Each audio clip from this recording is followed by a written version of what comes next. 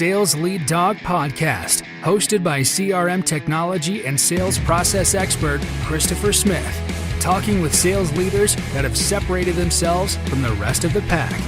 Listen to find out how the best of the best achieve success with their team and CRM technology. And remember, unless you are the lead dog, the view never changes. Welcome to Sales Lead Dog. Today we have joining us a thought leader, Angel RIBO. Angel, welcome to Sales Lead Dog. Thank you. Thank you very much for allowing me to be here with you and for your, and to your audience, obviously, that they will be patiently listening to us today. That's great. So Angel, tell us about yourself and what you do these days. Absolutely. So basically what I do is both corporate CEOs and established entrepreneurs, they hire me to bridge the gap globally for expansion and exposure. So that means basically that they help them accelerate the growth of their businesses through international expansion strategies. The reason why I do that is because I originally was born in Barcelona in Spain. I started an international career because I learned English and French and then Portuguese. And then, I decided to go international and fast forward, I had, helped more than, 1,500 companies and their C-level executives making certain, purchasing decisions. And also then, I was working literally in more than 30 countries doing that. So, eventually for almost 5 years ago, I decided to go from the corporate world to have my own business. And that's how I ended up doing what I do. Besides that, actually, something that played a key role for me to do that was that I decided also to start my own charity. It's called Wisdom for Kids. And we help underprivileged kids in Latin America become entrepreneurs using their local resources. I'm very strong on LinkedIn, so you will find me on LinkedIn over there. I'm an influencer there and very active, always sharing both personal and professional stories. And many of them are sales-related stories. So I'm so excited to be here, Chris. Thank you. Yeah, no, we're excited to have you. And I love what you're doing as an entrepreneur. Anything that facilitates entrepreneurs, especially I love it with kids. That's awesome. Thank you. Yeah. So tell us about your I'm going to start with your switch to being an entrepreneur. That's a big shift to make. What was that like for you? Yes, it was obviously when you look back, right? You know that you made so many mistakes, and you would, if you were given another chance, you would definitely do it completely different. You know that feeling? Yeah. Oh yeah. I'm sure you do, right? Yeah, totally. But also I believe that, regardless of where you stand, like from a spiritual or religious perspective, I think that we are only given the battles that we can really fight and succeed on. Yep. Okay, so that wasn't an exception. So there's always something that happens that keeps you afloat, always, no matter what, Yep. Yep. So I decided to leave corporate America after almost like 17, 18 years, starting in Europe and then being here. Yeah. In the US. I'm right now north of Dallas in Texas. And it was, in the beginning, to be honest, the first thing I can tell you I remember is that I really wasn't sure of what I wanted to do. I wasn't sure. I had so many paths, right? Right. Before leaving the corporate world, I had attended several entrepreneurs, online marketeers kind of conferences. Yep. In order to explore several, avenues, how to become a consultant, how to become a coach, how to launch products online, how to be a good online marketeer. And on top of that, also, I would say that I never really reflected on everything that I had done before. Right. So I was full of doubts with a lot of different possibilities in front of me. And it took to me a while to say, okay, so this is what I'm going to do, and I'm going to do it this way. I'm going to go down that path only. Yep. So that's what I remember. But, definitely, probably the same as you. If I can learn anybody not to make the same mistakes, yep. There I go. Oh, yeah. So what was that like transitioning where you're selling for other people? Now you're selling for yourself. Yeah. So number one is making sure that the imposter syndrome was not affecting me, right? I remember that it wasn't until I literally sat down. And when I was telling you before that I had done business in 33, 34 countries, until that very moment, and that was months and months and months after I had started my own entrepreneurial career, I sat down and I started to write down, okay, so how many companies have I helped in my life? And I tried to cut and paste different spreadsheets from different, places I had worked and done business with, and companies and industries. I put them all together. And then I said, okay, how many countries? Those different companies, where are they based? So I started to make a list of different countries. Okay, and then how did I help them? So I helped them do this, this, this, this, and this. When I took stock of that, experience, it was then when I realized, okay, so I might have something to offer. Yeah. I might have something to sell to the others. So actually, I made the decision. I made the decision of, I'm going to be extremely active on LinkedIn. Okay, so that was my first decision. So I haven't really used networking online before. Right. I was using it like reactively. Now I'm going to be proactive, and I'm going to make LinkedIn the place where I'm going to conduct all my sales. Before, I don't remember selling a single thing. Nothing since the 90s, where I don't remember when LinkedIn was founded, but until 2016, when I decided to set up my own company. So that was the first thing. So I started to see, okay, so I'm going to do this. How do I create an audience? And then I started to learn how to do business on LinkedIn, how to reach out to people. I made so many mistakes. I mean, crazy things, crazy things. It really, obviously there were people blocking me and you name it, trying to reach out the wrong way and, trying to be artificial, trying not to be me, to be honest, because I was in this, if I had to describe it, in some sort of quicksand, that you know what you do, but you really don't, and then you one step forward and two steps backwards, all the time. And then obviously after starting like doing some marketing, and then having the conversations, right? And how am I going to prepare my own proposals, and what are my own proposals going to look like? And I have to say, probably one of the mistakes I made was also that I didn't reach out to the people that could have supported me, people that I could have partnered up with. Oh, what a big mistake, Right. Definitely. That was a big mistake. But, I'm alive. I still have a family. I still have a home. I still have a couple of cars. I still go on holiday and I vacation from time to time. So it's not that bad, Chris. Oh, yeah. Yeah. I think a lot of people are afraid to make that jump, but it's like anything else in life where you're making a big change like that you have to be all in.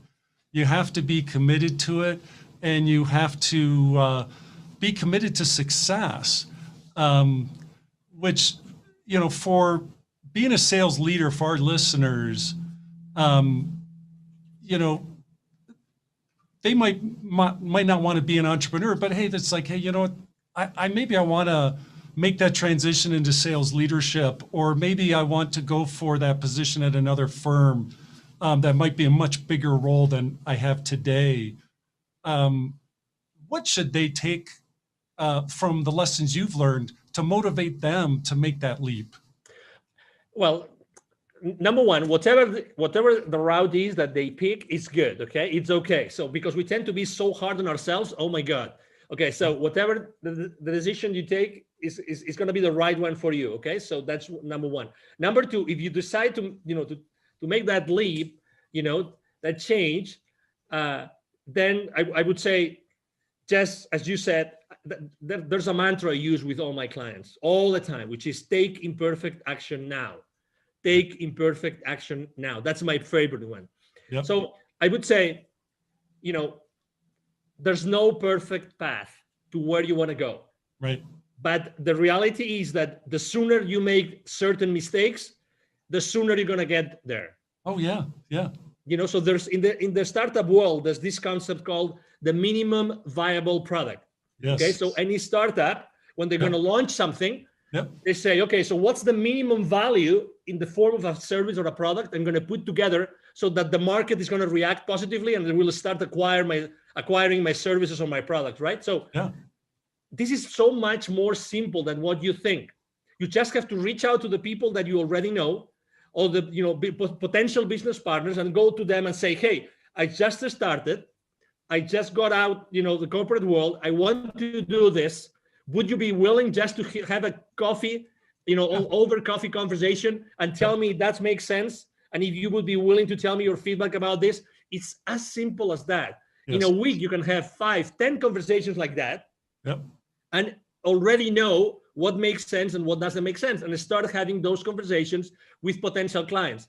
Again, I was talking about making mistakes on LinkedIn and sending the wrong messages. If you genuinely, even if it's people that you don't know, if you genuinely reach out to people and ask them for help, Yep. I mean, don't explain them your life, okay? Just, I need your help because I just left the corporate world and I would like to, proof test something that I want to change, to launch to the market. I tell you, maybe it's not going to be a 50%, but there's going to be a 10%, 20% of people that are going to say yes. And they will be able to meet, they will be willing to meet over coffee with you to discuss that. Yep.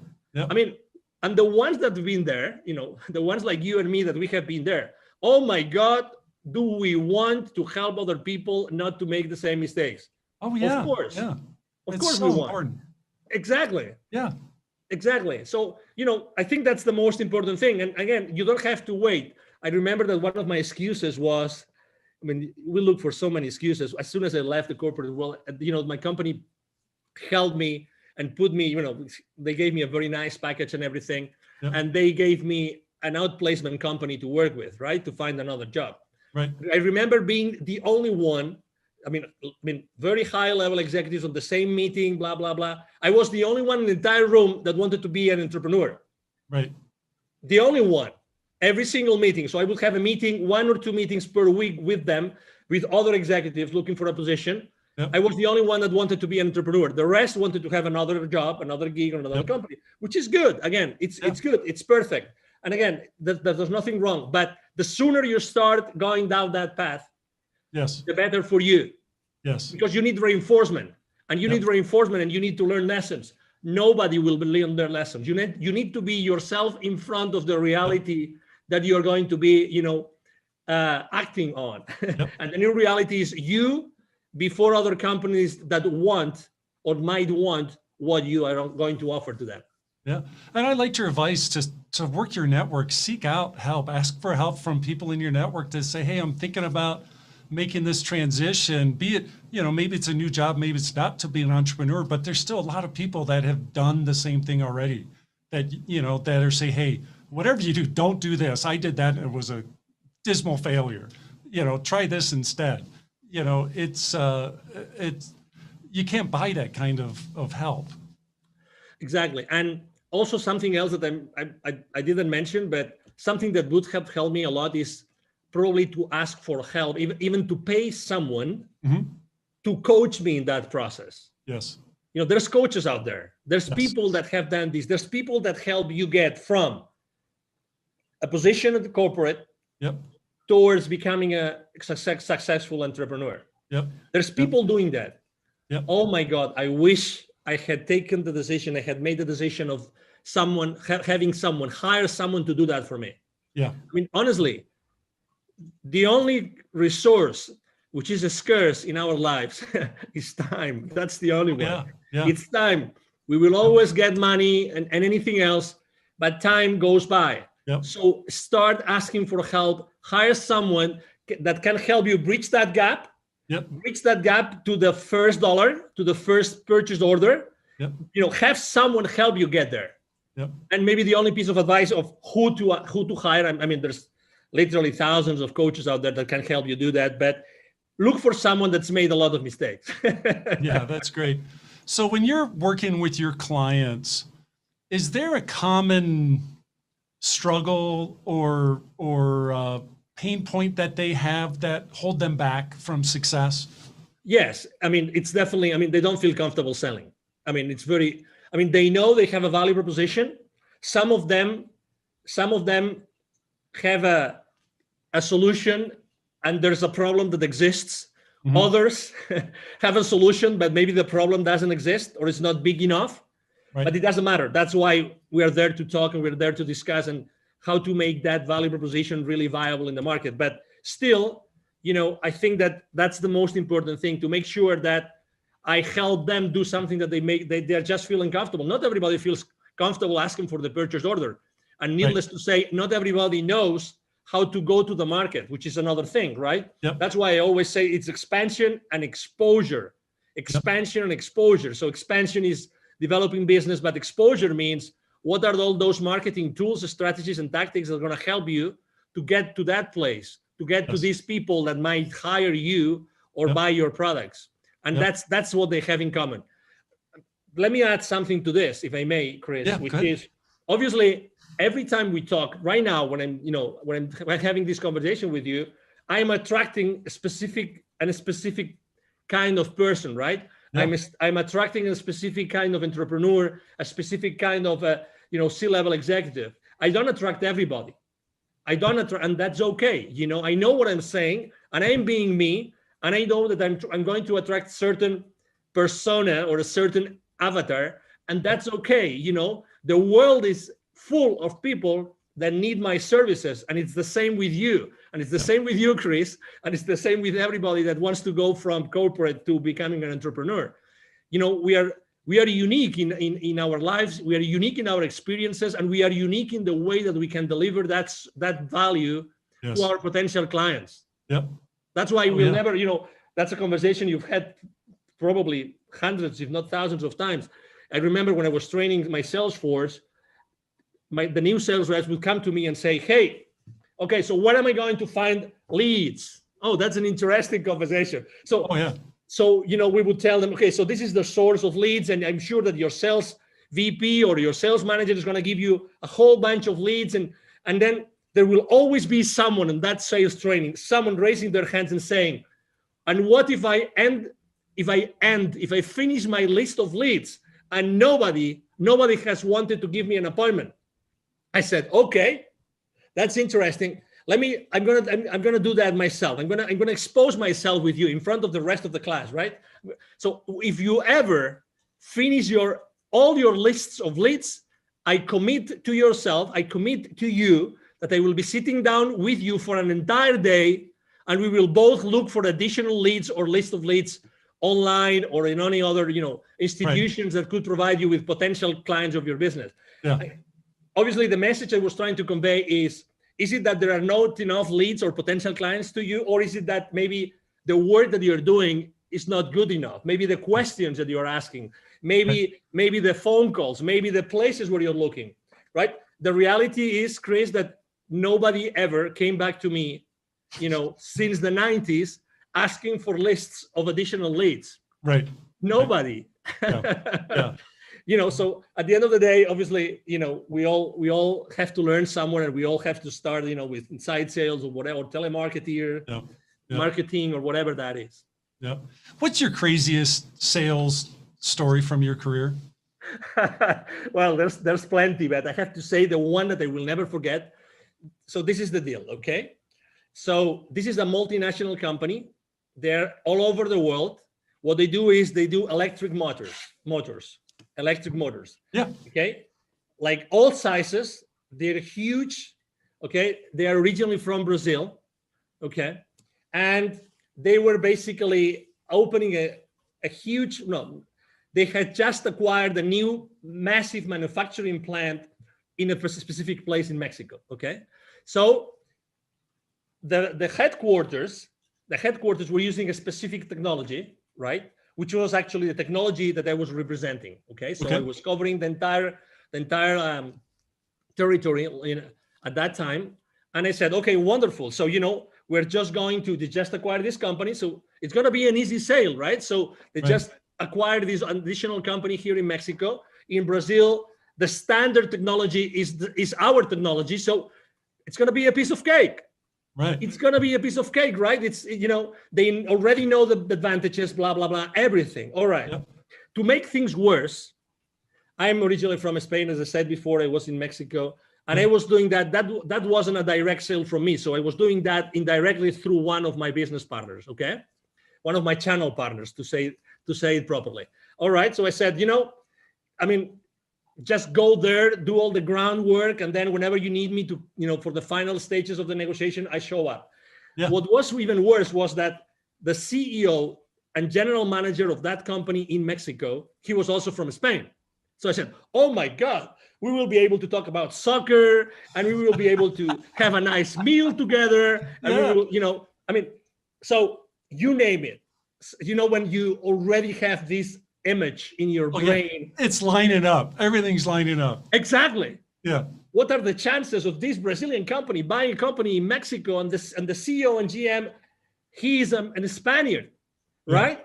Okay, so we start the sales process, blah blah blah, and then I start receiving symptoms, right? I mean, hey, there's a strong team. They had something like a 35, 40 engineering team, and those were each one represented X thousands of dollars of that particular proposal, right? Yep. So, but suddenly from, the sales director of that channel partner of mine, hey, there's a strong group which are using a completely different technology. These guys have never used our technology. They use another one, and they're very strong, and they really believe it's much more important, right? So I have to say that unfortunately we took shortcuts. We didn't analyze the decision process properly. We didn't analyze the decision criteria properly. We didn't have enough conversations with the economic buyer, with the CEO, with the GM. So we took so many shortcuts that we ended up losing the deal. Oh my. And it was several hundreds of thousands of dollars. Yeah. Several hundreds of thousands. So I will never forget the name of that company. Obviously, I'm trying to be extremely respectful and don't disclose the name of the company. But I have to tell you something. With the director of sales of that channel partner, we became friends because we were badly defeated. And obviously, all the company knew about that deal. When that deal has so much visibility inside the company that everybody's expecting us to win it. Yeah. So we had to go back and say, we lost it. What? We lost it. Yeah, we lost the deal. Well, to recover that account, it took to us 4 or 5 more years. Wow. 4 or 5 more years to get it back, to have, to perform, enough proofs of concept there, and to make sure that we were doing the right benchmarks of technology against technology, blah, blah, blah. And I guarantee you, we never took any other shortcut. We didn't take any other chances in any other deal. I tell you that. Oh, I bet. Dealing with rejection is a big part of sales, and being a sales leader and modeling that, how you handle rejection. I think it's important for a sales leader to model that for their team. What's your recommendations for sales leaders in terms of how they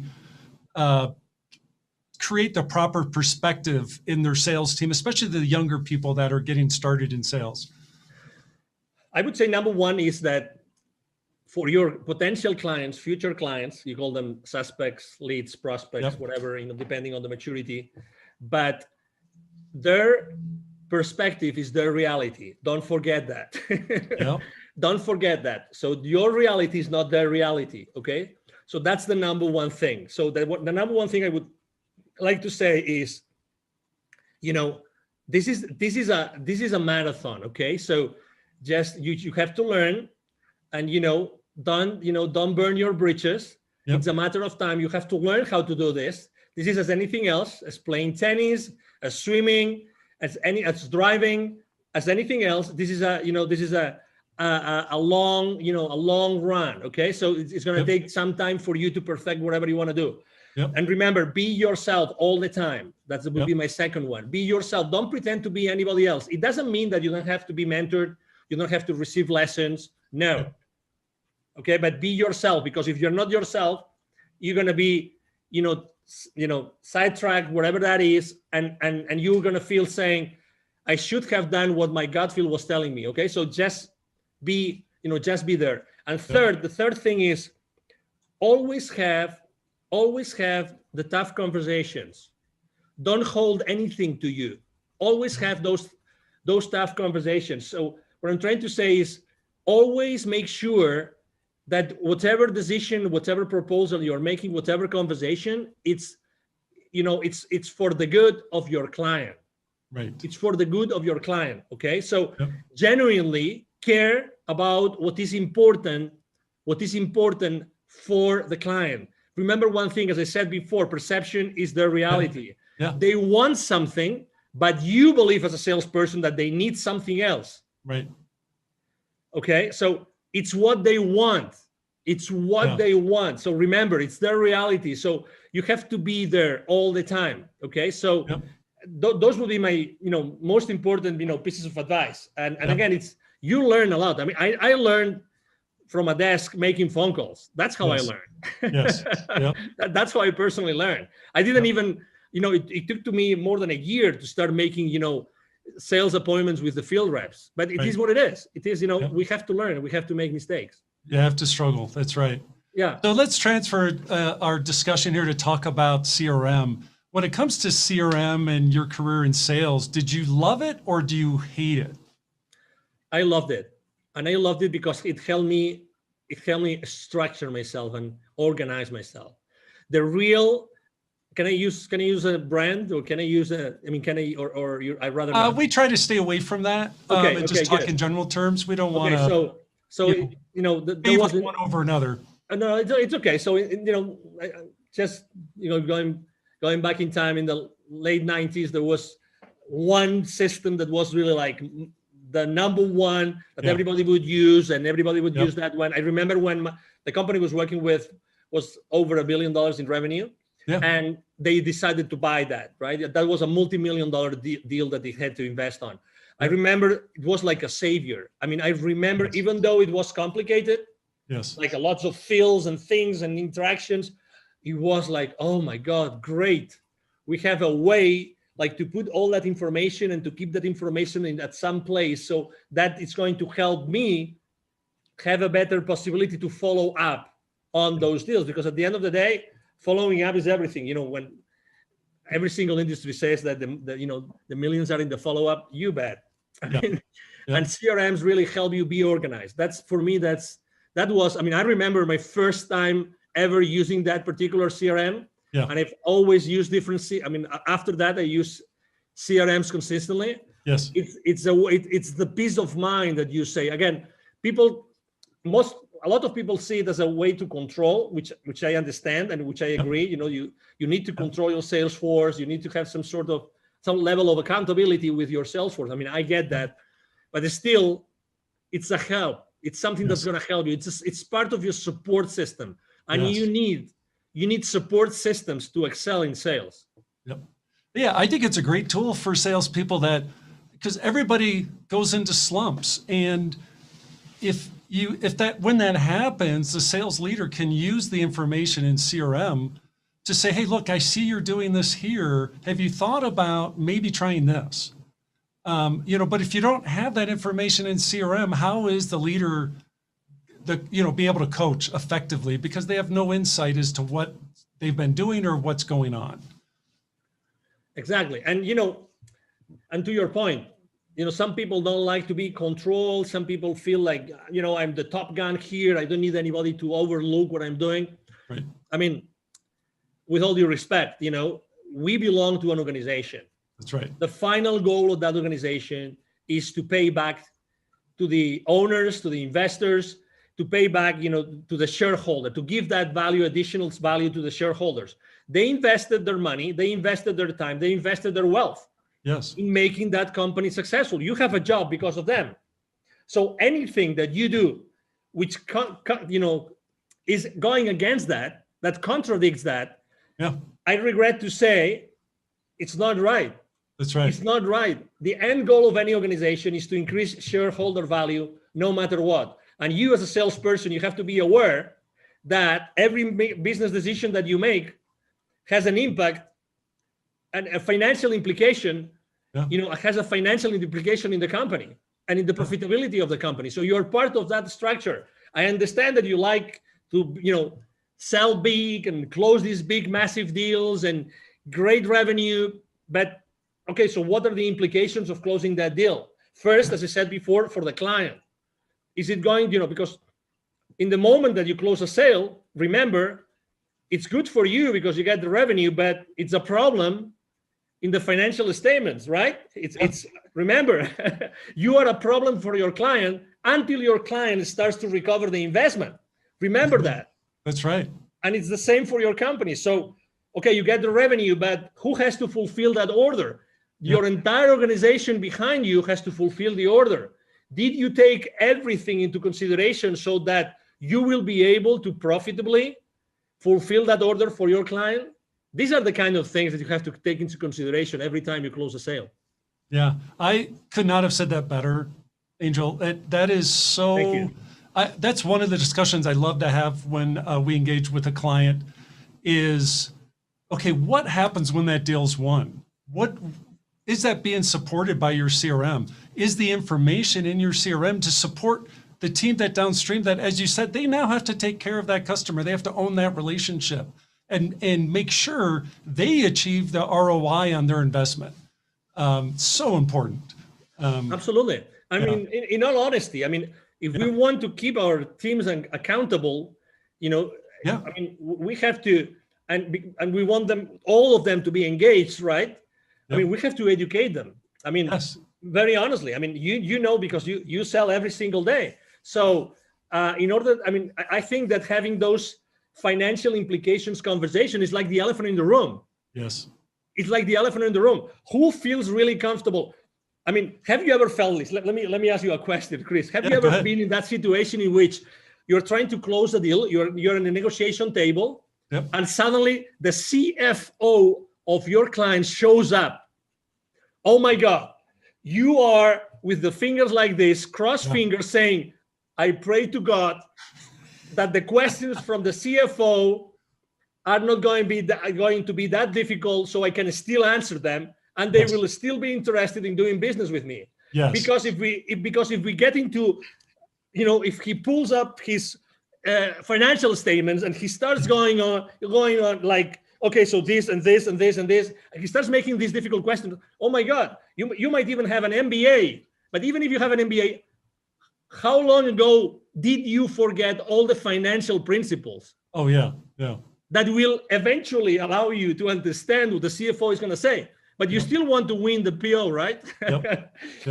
So this is exactly where we are. So we have to be humble, and we have to receive the education in order to be able to, be engaged in our company, be aligned with everybody else, and then we can be kept accountable. Yep. No, I love it. So Angel, we're coming up on our time here on Sales Lead Dog. If people want to connect with you, what's the best way for them to reach out and connect? Thank you. The best way for them to connect with me is definitely to go and send me an email. It's very simple, like my name. It's Angel, Angel, at angelribo.com. It's ANGL again, RIB as in boy O, RIB as in boy B as in boy O.com. So it's Angel at angelribo.com. I'm very active on LinkedIn, very, very active. So you can, reach out to me, Angel Ribo. My brand is the CEO Confidant, So you can go to LinkedIn. You will find me there easily. Yep. Either my team or myself are going to answer your questions, your emails, your messages on LinkedIn. We are very, very proactive in engaging with everybody. Yep. And it will be a pleasure, obviously, to serve you. Yeah. Well, it's been great talking with you, Angel. I'm glad we got to finally connect and talk. This has been terrific. Thank you. Thank you. Likewise. Thank you for the opportunity, Chris, obviously. And thank you, everybody. Thank you to all the audience listening to us today. Awesome. As we end this discussion on Sales Lead Dog, be sure to subscribe to catch all our episodes. On social media, follow us on LinkedIn, Facebook, and Instagram. Watch the videos on YouTube, and you can also find our episodes on our website at impellercrm.com/Sales Lead Dog. Sales Lead Dog is supported by Impeller CRM, delivering objectively better CRM for business, guaranteed.